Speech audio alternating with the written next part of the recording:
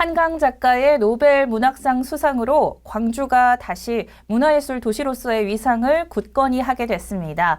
이 때문인지 시민들은 잠시 내려두었던 책들을 한 권, 두 권 꺼내 읽으며 책 읽는 도시 광주를 함께 만들어가고 있는데요. 이 문화예술로 시민의 일상이 즐겁고 행복한 도시를 만들고 있는 광주문화재단 노희용 대표이사와 함께 이번 시간 함께하겠습니다. 네, 안녕하십니까? 예, 안녕하세요. 네, 5월에 취임하신 뒤 벌써 12월입니다. 올 한 해 돌아보셨을 때 소회를 좀 밝혀주시죠. 예, 5월에 취임했을 때는 12월이 오리라고 생각을 못했을 정도입니다. 근데 벌써 12월이고요. 지난 8개월 동안 굉장히 바쁘게 움직였습니다. 오랜만에 시청자 여러분들께 인사드리는데요. 금년에 좋은 일이 참 많았죠, 문화예술계는. 네. 한강 작가의 노벨 문학상, 이게 제일 큰 쾌거였고요. 그 다음에 광주 문화 쪽에서는 비엔날레 전시가 성공적으로 마무리가 됐습니다. 그 두 가지가 크게 됐고요. 저희 재단 같은 경우는 금년에 내실 있는 성장을 했습니다. 네. 그래서 또 새로운 시도를 했는데 그 새로운 시도들이 상당한 성과를 거두었고요. 첫째, 이제 보면은 광주 FC 축구단이 축구 경기, 홈 경기 할 때마다 찾아가는 공연을 했었고요. 거기에서 이제 축구장 응원하러 오신 관객들이 시민 여러분들께서 굉장히 호응이 좋았습니다. 그리고 또 대자보 도시를 지금 추구하고 있는데요. 강기정 시장님께서 광주라는 곳이 걷기 좋은 도시가 됐으면 좋겠다 해서 지금 추구하고 있는데 그 첫 출발점이 우리 문화재단이 있는 그 광장입니다. 네. 거기를 청춘 문화 놀이터로 만들어서 네. 청춘들이 매 주말마다 그쪽에서 활기찬 공연을 통해서 이제 걷기 좋은 출발을 하는 거죠. 그리고 지난 가을에는 광주 아트페어를 했습니다. 이거 호남 최대의 아트페어고요. 여기에는 100개가 넘는 부스를 열고 거기에 많은 갤러리들이 참여를 했습니다. 그러면서 동시에 새로운 시도로 거기에 상설 아트마켓을 형성을 시도하고 있습니다. 네. 그렇게 하고 이제 또 우리 고유 사업으로서는요. 그 세 가지로 나눌 수가 있는데 첫째, 지역 문화예술 지원 사업입니다. 이 지원 사업은 공모 시기를 과거에는 2월, 3월에 해서 출발을 5월 달부터 할 수 있도록 했었는데 그 시기를 대폭 당겼습니다. 금년에는 12월까지 그걸 마무리하고 내년 1월부터 곧바로 창작 활동을 할 수 있도록 지원하고 있고요. 또 두 번째, 장애예술인 지원 사업을 하고 있습니다. 이 동구 지역에 있는 충장 22라는 예술센터에서 장애예술인들이 창작 활동을 할 수 있도록 지원하고 있고요. 세 번째로는 문화예술 교육 지원 사업입니다. 네. 여기는 유아 관련된 유아교육진흥원하고 이렇게 협업을 해가지고 7개 기관이 함께 움직입니다. 거기에서 최근에 만든 그릇을 만들어주세요라는 제목의 공연을 만들어서 어린 아이들하고 같이 미래의 문화예술을 꽃피우고 있습니다. 그때 그 공연을 보러 갔더니 만 3세밖에 안 되는 어린 아이들이, 기어다니는 아이들이 어떻게 연극에 그렇게 몰입을 하는지 모르겠어요. 그래서 보다가 거기에 빠져들어서 기어가서 배우들을 막 만져보기도 하고 네. 그렇게 함께 참여하는 공연을 했습니다. 너무 좋은 공연이었을 것 같은데 또 올 한 해 많은 일들을 하시면서 또 내실을 더하는 그런 한 해를 만들으셨을 것 같습니다. 대표님도 언급하셨지만 이 광주는 물론 전국 문학의 가장 뜨거운 이슈는 바로 우리 한강 작가의 노벨 문학상 수상이죠. 예. 네, 12월 10일 한강 작가의 노벨 문학상 시상식이 열렸는데 광주에서도 함께 축하하는 행사가 있었죠. 예, 광주가 아주 대대적으로 축하를 했었죠. 그때 12월 10일 저녁에 광주시청 로비에서 환영 행사를 했습니다. 그때 우리 한 500명의 시민들이 참여를 했고요. 그 자리에서는 한강 작가에게 광주에서 온 편지라는 주제로 직접 손편지를 써서 많이 보냈습니다. 네. 그렇게 하고 또 거기에서 특별 강연도 있었고요. 모노 드라마 등등을 통해서 그 가슴 뭉클한 감동의 순간을 함께 했습니다. 저도 가서 보고 굉장히 뭉클했습니다.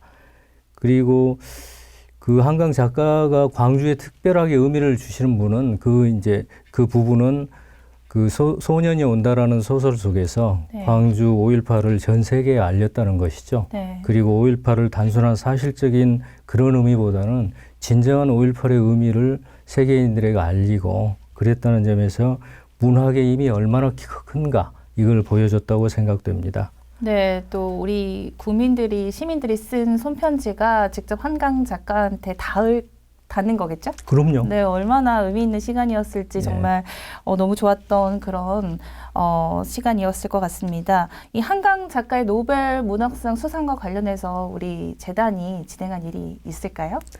예, 그 노벨상 수상 소식이 전해진 이후로 지난 11월 30일 날 1박 2일로 전국의 대학생들이 광주를 찾아왔습니다. 네. 50명이 왔는데요.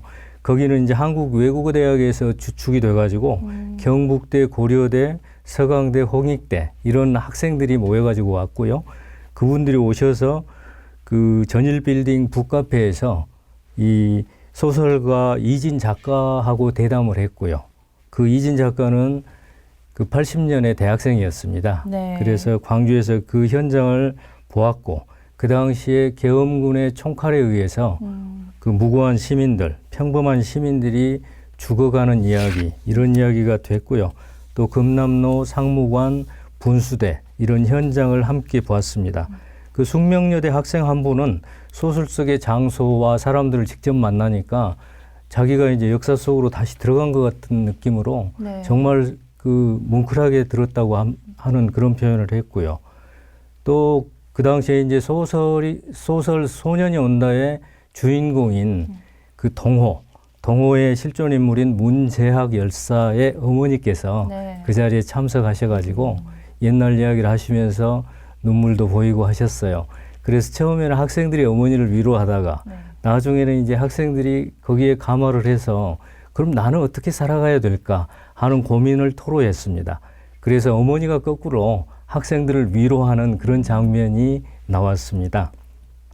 그렇게 하고 5.18 민주묘역에도 가고요. 네. 또 전남대학교 앞에 가가지고 특강도 받고 이렇게 해서 돌아가서는 광주를 자기 고향이나 학교에 잘 알리겠다. 네. 이렇게 하고 갔습니다. 네, 대학생들에게 정말 의미 있고 또 인상 깊은 문학기행이었을 것 같습니다. 예. 이렇게 소년이 온다를 매개로 광주를 궁금해하고 또 찾고 싶어하는 일이 더욱 많아질 것 같은데요. 예. 네. 그래서 이제 이걸 매개로 해가지고 자발적인 그 국민들의 자발적인 독서 모임 또는 광주에 대한 달리 생각해보는 그런 모임이 있을 거예요. 그래서 그 모임들을 광주에 초청하는 일, 그리고 아까처럼 대학생들 중심으로 해서 광주에 와서 이렇게 5.18 사적지를 돌아보고 또 그 역사의 현장도 보면서 과거 역사적 사실도 알아가는 그런 프로그램을 유지해 나가겠습니다. 특히 이제 한강 작가께서는 광주에 그 문학관, 자신을 위한 문학관을 짓거나 이런 것보다는 광주 사람들이 책을 많이 읽어주고 네. 책을 많이 샀으면 좋겠다. 특히 젊은이들에게 그걸 권유하고 있습니다. 그래서 우리 광주는 문화재단 입장에서는 광주의 풍부한 이야기거리가 다른 사람들, 타 지역 사람들에게 궁금증을 유발하고 그것 때문에 광주를 찾아오고 찾아와서 보고 나면 아, 광주라는 곳은 정말 멋진 예향이고 동시에 맛있는 음식이 많은 네. 미향이다. 네. 이걸 느끼고 갔으면 좋겠습니다. 네. 책 읽는 도시, 또 생각의 힘을 가진 인문 도시는 어떤 것일까요? 우리 재단이 이와 관련해서 해왔던 사업이 있다면 소개해 주시죠. 예. 인문이라는 게 인류의 이 문화라고 그냥 쉽게 표현할 수 있고요. 또는 인간이 그려내는 다양한 문이라고도 합니다. 이런 인문을 하나의 도시의 색채를 입히면 인문도시라고 하는데요. 시민 누구나 많이 읽고 또 생각하고 그거를 표현하는 힘을 키우는 일입니다. 네. 그리고 아까도 말씀드렸듯이 흥미로운 일이, 궁금한 일이 많은 도시, 이게 인문도시죠.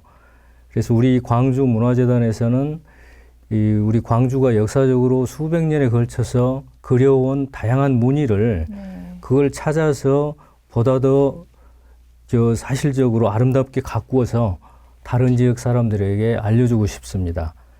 그래서 이와 관련해서 보면 그 향토사학자 박선홍 선생님이 계셔요. 네. 그분이 이제 무등산을 그렇게 평생을 무등산에 대해서 많은 글도 쓰고 조사를 하셨거든요.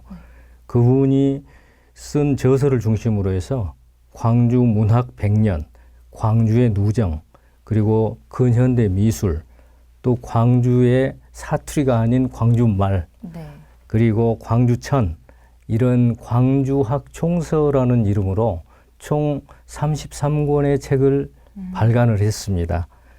그렇게 하고 재단에서 직접 도서관을 하나 운영하면서 여기에 관련된 인문학 강좌를 열었죠. 거기에는 문학, 역사, 또 대중음악까지도 강좌를 열어서 해왔고요. 또 패션 분야까지도 거기에 토론도 하고 강의도 했었습니다. 네, 정말 다양한 주제로 진행하셨던 것 같은데 우리 지역의 다양한 이야기를 찾아내고 알리는 일은 참 의미 있는 일이라는 생각이 듭니다. 예. 시리즈로 만들었다는 33권의 책, 어떤 것들인가요? 지금 방금 말씀드렸던 이 33권의 책은 2012년부터 발간을 쭉 해왔거든요. 그래서 아까도 말씀드린 박선홍 선생님, 그리고 또 조선대 이동순 교수님, 이 광주 문학 100년이라는 책이 있습니다. 이것들을 다 정리해서 발간을 했고요. 그 이후에도 우리 광주의 근현대 미술의 중요 지점들이 있습니다. 네. 그래서 근현대 미술에 대해서 종합적으로 정리한 책이 있고요. 또 공선옥 작가님께서 함께 해가지고 기록해 놓은 것이 있습니다. 그는 이제 광주의 정거장을 써놓은 책인데요. 네. 이야기가 이 흐르고 머무는 곳에 대한 이야기가 쭉 나열이 되어 있고요. 그 다음에 곽재구 작가님의 광주천 이야기, 이것도 있고요. 또 아까도 말씀드렸던 우리 사투리가 아닌 지방어로서 광주의 일상어, 또 오래된 점포, 오래된 가게들이 많거든요. 네. 특히 이제 계림동 가면 오래된 책방들이 많이 있었습니다. 네. 지금은 그 책방들도 사라져 가니까 좀 아쉽습니다.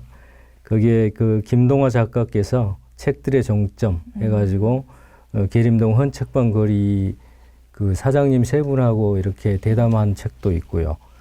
또 김형중 평론가께서는 그 광주 유일의 사회과학 서점을 이렇게 80, 90년대 대학생들이 그 전남대 앞에서 이 사회과학에 대한 그 갈망을 충족시켰던 그런 서점에 대해서 썼고요. 또 박성천 작가께서는 우리 예술인들의 영원한 사랑방 해서 예술의 거리 뒤쪽 골목에 가면 그 영흥식당 또 명덕식당 이런 데서 조그만 식당들이거든요. 거기에서 예술인들이 또는 광주의 청년들이 시대를 논하면서 얘기했던 그런 책. 또 이제 마지막으로 이화경 소설가께서는 그 금성 레코드사 그리고 25시 음악사 이런 것들 경험했던 음악의 온기를 책으로 표현해 놓은 것들도 있습니다. 그래서 이렇게 사라져가는 것들과 잊혀져가는 것들에 대해서 네. 기억을 소환하고 저장해 놓은 그런 책들입니다. 네, 들어보니까 저도 너무 흥미로워서 읽어보고 싶은데 이런 책들을 함께 읽고 또 이야기 나누면 좋겠다는 생각도 듭니다. 예, 네. 예. 그 좋은 말씀입니다. 그 저희 재단에서도 저희들이 이제 공들여서 만들었기 때문에 이 책이 많이 알려지고 시민 여러분들께서 좀 관심 갖고 읽어주셨으면 좋겠습니다. 그 지난 2023년에 우리 인문, 역사, 문화, 예술 이걸 주제로 해서 북토크, 인문학 강연 이런 것들을 해왔거든요. 그게 이제 5가지 광주 이야기를 진행했는데 거기에는 시인 김남주 그리고 광주의 잡지 이야기 그리고 무등산 의제로의 차 문화 이야기 이런 이야기들이 담겨 있습니다. 앞으로도 이 발간했던 책들을 시민 여러분들에게 널리 쉽게 접할 수 있도록 홍보하겠습니다. 네. 그러면 또 우리 책을 읽고 싶은 시민들이 혹시 도움 받을 수 있는 방법도 있을까요? 예, 그렇죠. 지금 저희 재단에서 그동안 쭉 운영해 왔던 문화예술 작은 도서관이 있습니다. 이 작은 도서관의 기능이 책을 저장해 놓고 책을 비치해 놓고 도서를 대여하고 하는 기능만 주로 수행을 했거든요. 네. 그런데 한강 작가께서 노벨상 소식이 전하기 전에 내년부터는 우리 재단에서도 이 도서관 기능을 조금 더 그 영역을 넓혀가자 하는 논의를 하고 있었거든요. 그래서 이제 도서관 이름을 작은 도서관이 아닌 네. 글빛마루 정원이라고 해서 조금 더 친숙하게 바꿨습니다. 네. 그리고 그 도서관을 그 비치된 서적만 보고 빌려가는 곳이 아니라 거기에서 독서 클럽이나 동아리가 와서 그 안에 그 강의실 같은 곳이 있거든요. 네.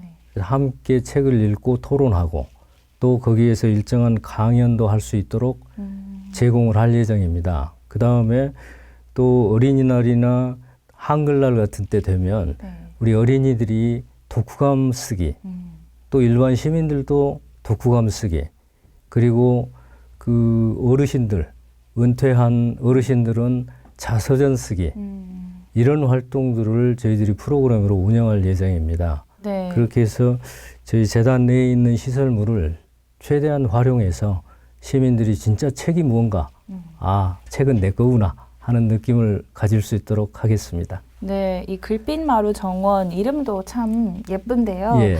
네, 다양한 남녀노소 분들이 다 이렇게 참여할 수 있는 그런 프로그램들을 이제 진행하신다고 하니까 더 기대가 됩니다. 예. 그리고 이제 제 경험상 보면 어린 시절에 그 초등학교 시절에 방학이 지나면 방학이 네. 끝나갈 때쯤 되면 일기장을 한꺼번에 쓰느라고 정신이 없었거든요. 그렇죠. 그러다 보면 이제 친구들 서너 명이 함께 모여가지고 서로 교환해 가면서 막 쓰고 했는데 그것이 글쓰기의 출발선인 것 같아요. 네. 그래서 글쓰기가 어렵게 생각하면 한없이 어렵지만 또 우리가 일상을 담담하게 표현해 놓는 것이 글이기 때문에 네. 너무 화려한 미사여구를 써야 된다는 강박을 벗어서 네. 평범하게 썼으면 좋겠고요. 네. 과거에 또 제가 동구청장 하던 시절에 동구 노인복지관에서 어르신들의 자서전 쓰기를 해봤어요. 네. 그랬더니 만족도가 엄청 좋았습니다.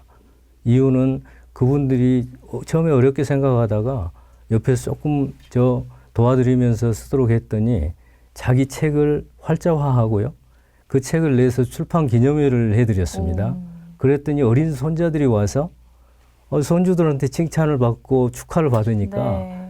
그렇게 보람이 있었던가 봐요. 네. 그 사업이 지금까지도 이어지고 있습니다. 아. 10년이 훌쩍 넘었는데도 네. 그 일이 이어지고 있는 거 보면 글쓰기는 자주 하면 사람들에게 익숙해지는 것 같고요. 네. 그런 사람이 많아지면 네. 우리가 그야말로 명실상부한 인문도시 광주, 네. 문학의 도시 광주가 될 것 같습니다. 맞습니다. 들어보니까 우리 광주의 미래가 예. 더욱더 기대가 되는데 우리 시민들이 동네에서 또 가깝게 접할 수 있는 독립서점이 요즘 인기를 끌고 있는데 네. 또 이와 더불어서 지역 출판 활성화에 대한 관심도 또 높아지고 있지요. 예, 그렇습니다. 뉴스를 보니까 한강 작가도 저 동네에서 작은 서점을 운영한다고 하는 것 같더라고요. 그게 이제 독립서점의 형태인데요. 우리 지역에서도 독립서점이 꽤 있습니다. 네.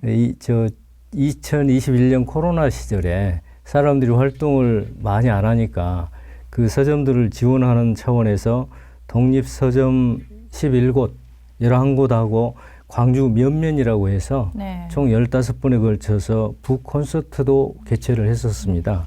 그렇게 하고 우리 시인 또 소설가 지역에 있는 분들이 서점과 연합을 해서 그런 그 책들을 소개하기도 하고 또 독자들하고 토론도 하고요.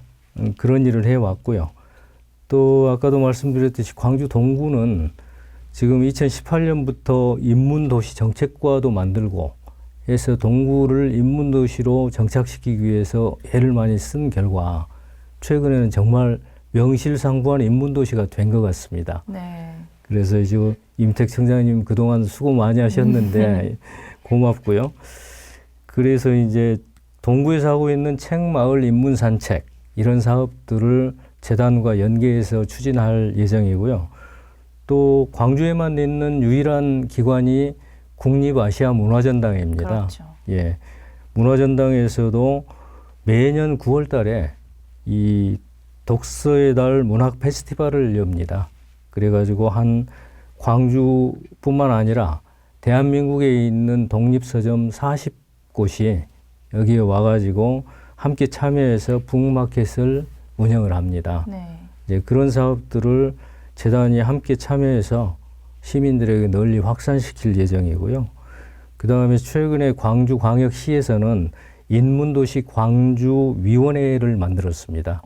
그래서 이제 광주위원회가 인문도시를 만들어 나가는 종합적인 거버넌스 역할을 할 거고요. 그렇게 하다 보면 정말로 이제 한강 작가가 5.18을 대한민국을 넘어서 전 세계 책으로 알렸듯이 우리 광주가 전 세계 인문도시임을 떳떳하게 자랑하고 또 다 인정을 받은 그런 날이 올 것 같습니다. 네, 대표님의 말을 들으니까 정말 광주가 감수성이 풍부하고 또 진한 그런 진짜 인문도시, 문화도시가 될 것 같은 느낌이 듭니다. 그럼 마지막으로 내년도 2025년 계획을 좀 말씀해 주신다면요.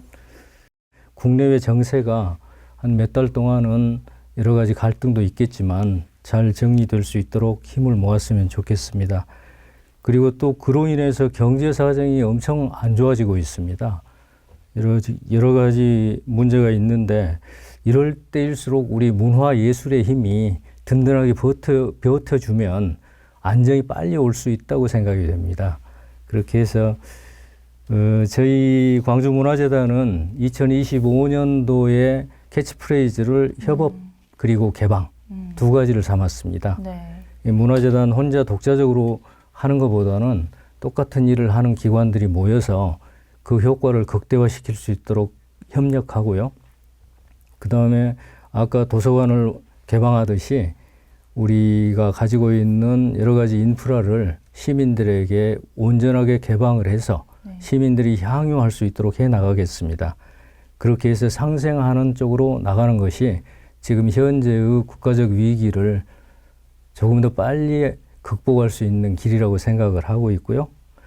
그 다음에 다행히도 우리 지역문화예술지원사업은 작년에 비해서 금년에 우리 문화재단 예산이 4억 원 정도가 늘었습니다. 그렇게 해서 총액이 34억 원 규모인데요. 여기에서 이제 신규 사업으로 찾아가는 문화 공연, 우리 대중들이 쉽게 접할 수 있도록 대중들을 한테 찾아가서 공연을 펼치도록 하겠고요. 또 5개의 자치구하고 협업 관계를 더 공고히 하도록 하겠습니다. 또 예술단체나 예술인들하고 네트워킹을 잘 형성을 해서 그분들의 애로사항이 뭔지 또 우리 문화재단이 추구하는데 그분들의 협조는 어떤 부분을 얻어내야 될 건지 서로 잘 꾸려나가도록 하겠습니다. 그걸 위해서 최근에 정책 거버넌스를 구성을 했고요.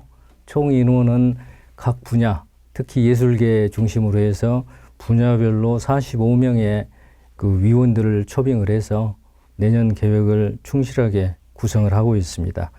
그렇게 해서 포럼도 개최하고요. 또 제안된 내용을 실현시킬 수 있는 구체적인 방안을 마련하고 있습니다. 또 현재 이제 광주 문화기관협의회라는 것이 있는데요. 총 16개 기관이 참여하고 있고 또 우리 문화재단이 중심이 돼서 움직이는데요. 여기에 국립아시아문화전당, 예술의 전당, 디자인진흥원, 또 테크노파크까지 들어 있습니다. 이런 부분들이 기관들이 협력해서 책 읽는 도시로 만들어 나가도록 하겠습니다. 이제 마지막으로 우리 빛고울 시민문화관, 그리고 희경루, 또 울림동에 있는 전통문화관, 이런 부분들이 시민들에게 훨씬 더 개방을 하도록 하겠습니다. 지금까지도 개방을 많이 했습니다만은 저희 빛고울 시민문화관 같은 경우 1층에 있던 칸막이를 전부 없애고 거기를 오픈된 전시관으로 만들었습니다. 그래서 내년 연중 거기에 이제 각종 미술품들이 전시가 될 거고요. 또 그 옆에는 서로 이제 토론도 하고 함께 그 공유할 수 있는 미팅룸도 만들었습니다. 그렇게 해서 우리 문화재단부터 시민들에게 완전히 개방을 할 예정입니다. 많이 오셔가지고 거기서 토론도 하시고 책도 읽고 네. 그렇게 해주시면 좋겠습니다. 네, 한층 더 협업과 또 협력이 업된 우리 광주문화재단이 기대가 됩니다. 예, 네, 오늘 KCTV 초대석 함께 해주셔서 고맙습니다. 예, 감사합니다.